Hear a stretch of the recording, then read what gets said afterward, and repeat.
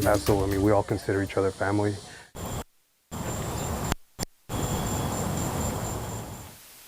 People across the country, people are mourning the victims of a deadly mass shooting that happened in El Paso today.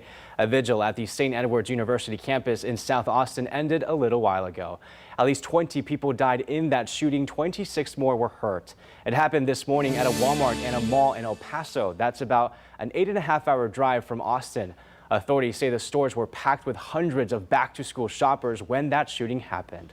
Right now, police have a 21-year-old man in custody who they believe was the shooter.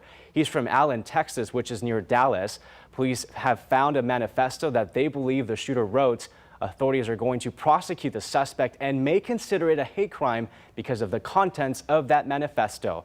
Governor Greg Abbott is also in El Paso tonight, along with other lawmakers. We, as a state, unite in support of these victims and their family members. We don't know the identities of the victims yet, but authorities say the people who were hurt ranged in age from 2 years old to 82 years old. Police are planning to stay at that scene all night long investigating. We want to take you now to the location of that vigil that we mentioned earlier. Our Hank Cavanero was there, and Hank, some of the people who showed up tonight are from El Paso. How are they holding up tonight?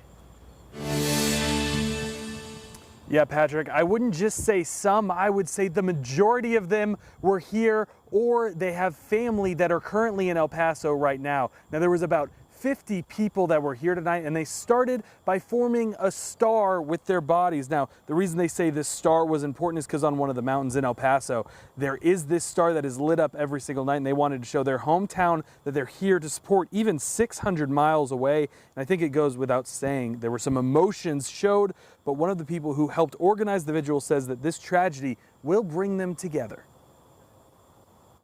This tragedy is going to have a devastating impact on the community, but because we are El Paso, we will come out strong, and so that brings me comfort in knowing how unfortunate tragedies bring communities close together. And we're already a close community, and so that brings me that comfort.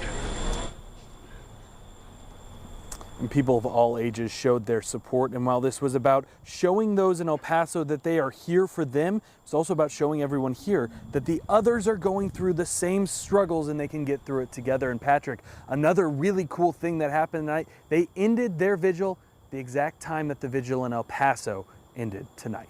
Back to you, Patrick.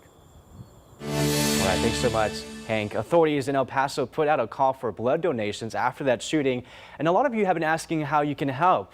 We Are Blood collects blood donations here in Austin, and they released this statement writing, quote, "Due to the generosity of our dedicated blood donors in Central Texas, we stand ready to send aid to our neighbors across Texas if needed. If you are able to give, please schedule an appointment to donate so that we are always ready to answer the call."